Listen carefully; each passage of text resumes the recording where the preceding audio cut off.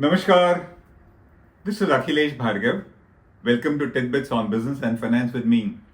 For India's ambitious politicians, it is not about good governance, it is not about good administration, it is not even about delivering the poll promises that they make, it is only about winning elections. Every election victory gives them a new high, and they get their Achhe Din certainly at our cost. So after winning one round of elections, their attention, their focus shifts to the next one, and they forget all the promises that were made in winning the previous election that they contested. So the promise of Achhe Din down the line gives place to a promise now of Paribartan. And once this round of elections is over, even the promise of Paribartan or change is certainly going to be forgotten, only to focus on the next elections and see how to win it. While the Netas slug it out, while they fiercely contest elections and they are focused on making these empty promises, what takes a backseat, unfortunately, is the economy, the well-being of the people. With the Neta and their top babus focused on elections, what suffers is the economy, is the well-being of the people. And that's what we are seeing in a big way at the moment. We are seeing neglect. And because of that neglect, a lot of suffering is taking place. The economy is deteriorating. Let us today see what is the state of the Indian economy while the Netas keep slugging out for this round of elections, for this round of Achhe Din that they want for themselves. The first thing, of course, is a surging COVID. Because of a surging COVID, we see sickness, we see deaths rising day by day. And along with that, we see a shortage of vaccines. We also see a shortage of oxygen. The economy is taking a hit. Localized lockdowns are already in place, and the country's demand and supply chains have already started disrupting. We're even seeing some kind of a migrant labor going back taking place because the surge continues. So the first thing that has taken place, and there is neglect involved in this because politicians are completely focused on winning this round of elections, which is a surge of COVID. It's resulted in a health and an economic crisis. The second thing that has happened with the economy taking a backseat is inflation. Inflation is surging, inflation is elevated, inflation is rising, both core inflation as well as food inflation. WPI at 7.4% is at an 8.5-year high, and CPI today is at 5.52%, very close to the upper target of 6% that the government sets for the RBI.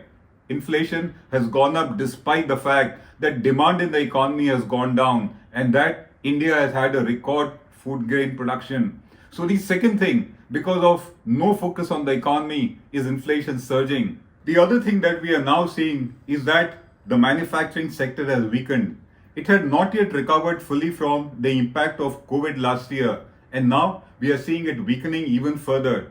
In February, the index of industrial production, which consists of the core 8 industries of India, had gone down by 4.6%, and March and April have fared no better.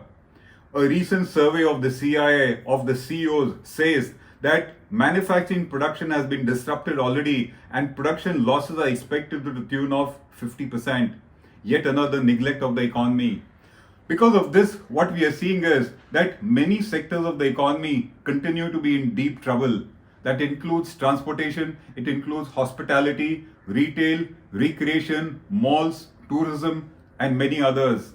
This could have been given attention, but then the Neta is focused on winning the election. Further, as part of ensuring that we do not have transparent figures coming out, what we are seeing is that the government seems to be reluctant to disclose what has been India's growth or contraction for the fourth quarter of the last financial year. That figure has not yet come out, and the ground reality, according to us, as far as growth of the economy is concerned, is pretty disturbing. So, the government seems to be shy of coming out with what is the real state of the economy, and we expect that the figure will not be doctored whenever it is released. Further, joblessness continues to rise. A recent CMI report says that joblessness in the urban class has shot up. It is at 8.95%. It continues to rise. According to us, some kind of a contraction of the economy will take place again, and that means yet another round of job losses. Let me point out Last year, because of COVID and the lockdown, about 200 million jobs were lost. Of course, they came back, but 40 million of them have not come back so far. And we might see yet another round of decimation of jobs in the economy. Joblessness and unemployment will go up. With that taking place, household income has been going down.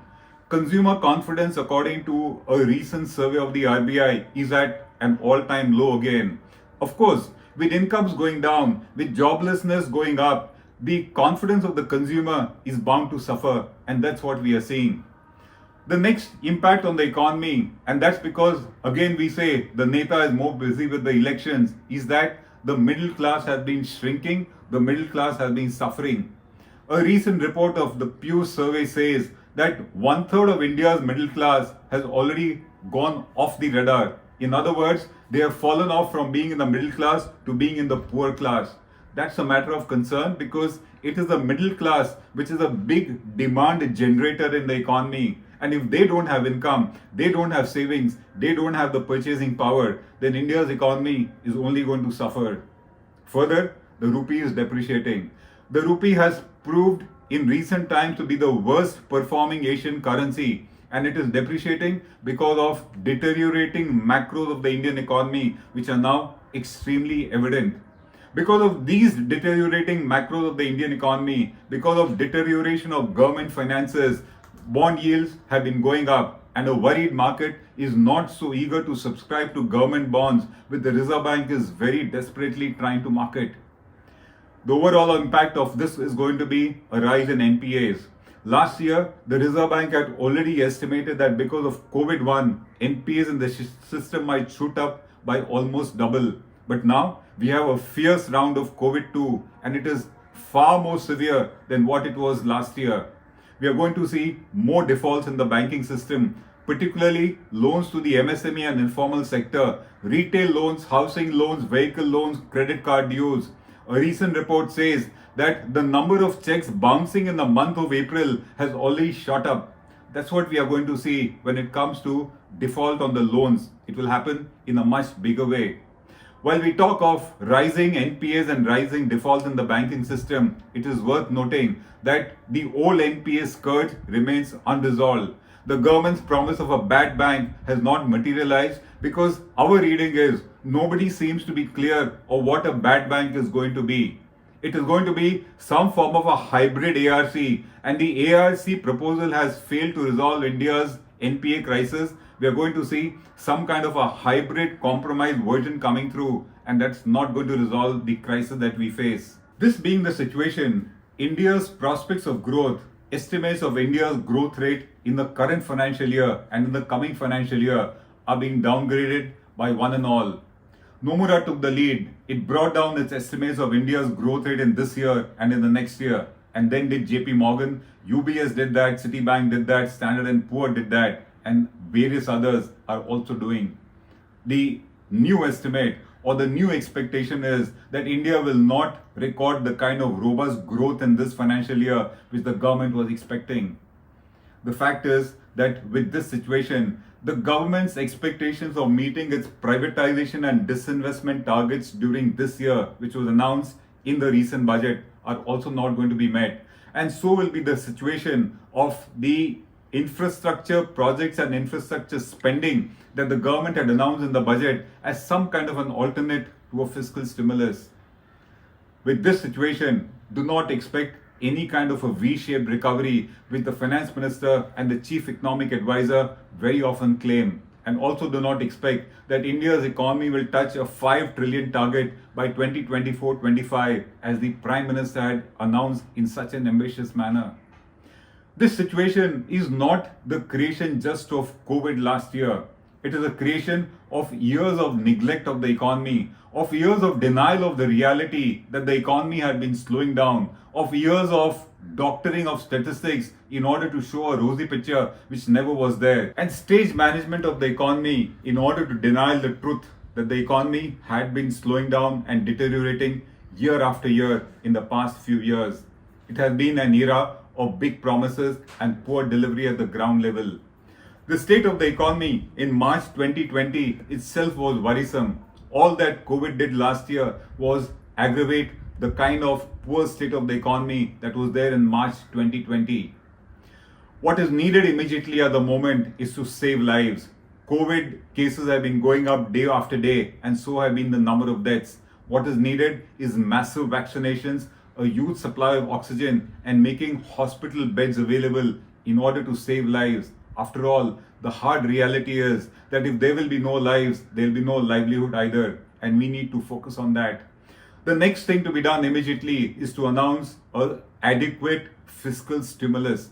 A fiscal stimulus that delivers direct financial support to all those sectors of the economy that need it desperately. And those sectors are the household sector, the middle class sector, the MSME sector, the informal sector. We will also need yet another round of some kind of a moratorium, some kind of a holiday in payment of EMIs, so that the expected huge default in repayment of bank loans, especially by the household and retail sector, does not take place. That's the immediate thing to be done. And the long-term thing to be done is that the netas need to realize it's okay to focus on elections, but nothing will be achieved. The elections will prove to be a farce. Victories will prove to be a farce unless the economy improves, unless they shift their attention to the economy. And that would be the best promise that they can make to the electorate, instead of promising some achedin which they knew they are not going to deliver. This is Akhilesh Bhargav signing off till we meet again. Namaskar. Hello everyone. HW News English is 2 years old now. When we started this venture, we promised ourselves one thing, that news should remain free, because right to know is the right of every Indian. But to keep news free for everyone, we need support from some of you. And thus we have rolled out membership on our YouTube channel HW News English. But mind you, the membership is completely voluntary. The programs that we were doing earlier, that we are doing now, will continue to remain free. First level is a basic level. Here, you can be our supporter by paying Rs 199 per month. This membership gives you certain perks and benefits. The perks include unique badges in front of your name, a live show from Mr. Sujit Nair and from Mr. Akhilesh Bhargava per month for our members. You can also vote in some exclusive members-only polls. Now the second level is Super Supporter. Here you can be our Super Supporter by paying Rs 3,999 per month. This membership will include every perk that comes with basic level. Additionally, our Super Supporters can be a part of a WhatsApp group where we can have discussions and suggestions on various topics. The second perk includes a gift pack with our merchandise. And the third perk is a Google Meet with Mr. Sujit Nair, where you can join the meet and ask your questions to Mr. Nair face to face. Lastly, if you like, we would give a shout out to our super supporters in our programs. So, hope to see you soon with our badges.